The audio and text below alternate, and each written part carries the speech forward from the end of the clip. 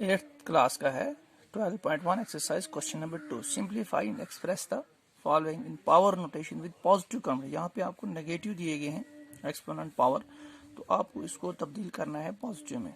ठीक है, तो जिसमें पहला पार्ट हम लेते हैं -4 raise to power 5 divided by -4 raise to power 8। तो इसको सोल्यूशन करने के लिए आपको मैंने जो पिछले कुछ रूल्स फार्मूला 3-4 बताए थे उसमें से एक लगेगा। तो कौन सा लगेगा, इसमें हमने आपको बताया था अगर आपके पास बेसिस सेम होते हैं तो वहां पर कभी पावर ऐड होते हैं, कभी पावर माइनस होते हैं।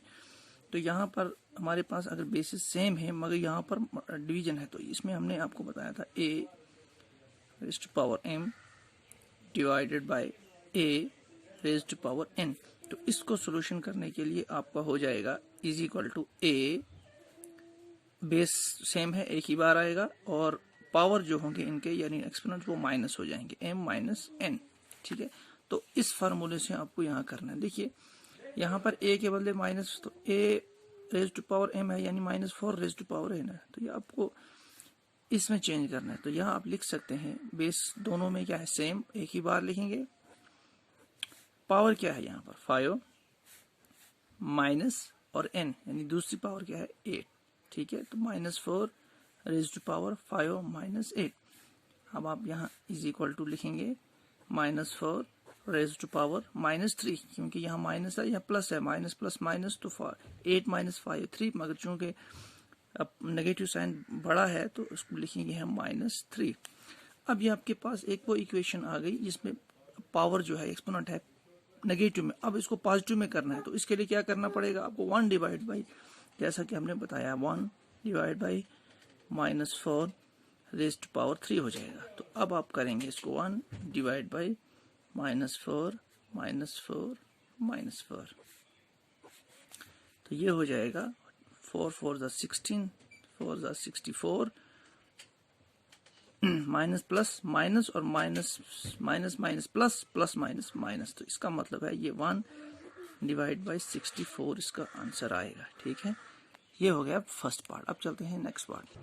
अब यहाँ देखिए 1 divide by 2 raise to power 3 है ये, और होल रेज़ टू पावर 4 है। तो इसके लिए हमने आपको एक फार्मूला बताया था लास्ट वाला, अगर आप देख सकते हैं ये वाला a raise to power m whole raise to power m। तो a रहेगा ये और m और n यानी दोनों पावर को आपस में मल्टीप्लाई हो जाएगा। तो इसके लिए हम क्या करेंगे, चूंकि ये होल रेज़ टू पावर दोनों में है तो पहले हम इसमें लिखेंगे 1 raise to power 2 divide by 2 raise to power 3, इसके ऊपर भी रेज़ टू पावर 2 है। ठीक है, अब 1 इंटू 1 तो 1 ही होता है, इसको इज इक्वल टू 2। अब देखा 2 यानी ये a raise to power m into n यानी पावर 2 को मल्टीप्लाई हो जाएगी, तो ये हो जाएगा 2 पावर 3 इंटू 2। तो ये हो जाएगा 1 डिवाइड बाई 2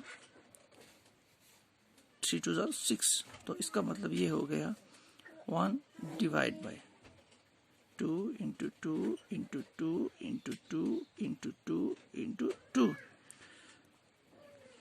तो ये हो जाएगा 1 डिवाइडेड बाई 2 2 4 2 8 2 16 2 32 32 64।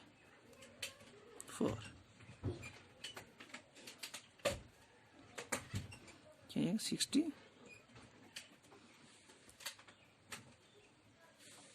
ठीक है, तो ये हो जाएगा। तो थर्ड पार्ट जो है हमारे पास, इसको करने के लिए हमें कौन सा फार्मूला, चलिए देखते हैं। देखिए यहाँ पर रेज़ टू पावर 4 है, यहाँ पर भी रेज़ टू पावर 4 है, दोनों में क्या है सेम है, और जो डिजिट्स हैं यानी जो बेस हैं, यहाँ -3 है और यहाँ 5/3 है, ये दोनों अलग अलग है, सेम नहीं है, लेकिन पावर जो है वो सेम है और बीच में मल्टीप्लाई है। तो इस फार्मूले को यानी इस तरीके का अगर क्वेश्चन होगा तो यहाँ पर कौन सा फार्मूला लगता है आप रिकॉल कीजिए, मैं बताता हूँ। इधर ये लगेगा ये a raise to power m into b raise to power m, तो इक्वल हो जाएगा a into b raise to power m। तो मतलब ये हो जाएगा अगर दोनों बेसिस जो हैं अलग अलग हैं तो दोनों को मल्टीप्लाई होगा आपस में, और जो पावर्स हैं जो एक्सपोनेंट्स हैं और ये सेम है तो ये एक ही बार रेज़ टू पावर में लिखी जाएगी। तो इसको हम करने के लिए हम लिखेंगे, यहाँ हो जाएगा -3 इंटू 5 डिवाइड बाई 3। ठीक है, दोनों अलग अलग हैं तो मल्टीप्लाई हो गई, इनको अब लिखेंगे हम होल रेज़ टू पावर, और ये 4 है, ये 4 है, दोनों सेम है तो एक ही बार आ जाएगा। ठीक है, 3 और 3 कैंसिल, तो यहाँ बच जाएगा -1 into 5 divide by 1 raise to power क्या आ जाएगा 4। तो ये हो जाएगा -1 इंटू 5 1 ज़ा 5। ठीक है, होल रेज़ टू पावर 4। अब अगर आपने देखा होगा, अब फिर हम इसी फार्मूले पे चलते हैं। देखिए, इस फार्मूले को जब हल करेंगे तो ये हो जाएगा, और जब इसको हम बैक करेंगे तो ये हो जाएगा, यानी a into b raise to power m होगा, तो ये m इस पे भी आएगा, ये m इस पे भी आएगा। तो इसी तरह हमारे पास ये है -4 into 5 whole raise to power क्या है 5। तो इसका मतलब ये जो रेज़ टू पावर 4 है ये 4 पे भी है, और रेज़ टू पावर 4 जो है 5 पे भी, तो हम अलग अलग करेंगे। ठीक है, तो दैट इज इक्वल टू ये हो जाएगा 4 का रेज़ टू पावर इस पे भी आ जाएगा, इंटू 5 पे भी 4 आ जाएगा। अब हम यहाँ पर बहुत सारे तरीके हैं करने के। आप इसको यहाँ पर 1 डिवाइडेड 1 करके भी कर सकते हैं, तो थोड़ा लंबा हो जाएगा, तो फार्मूला थोड़ा शॉर्ट हो जाता है। तो अब चूंकि ये क्या है 4 रेज़ टू पावर क्या है,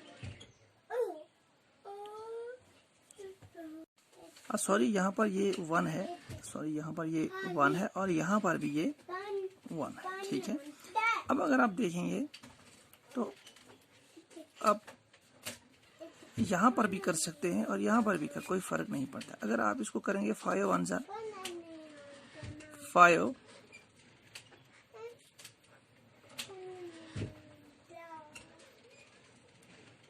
ठीक है, 5 1 ज़ा सॉरी यहाँ करेंगे आप 1 को करेंगे 4 टाइम्स, यानी 1 इंटू -1 इंटू -1 इंटू -1, ठीक है, इंटू 5 रेज़ टू पावर 4।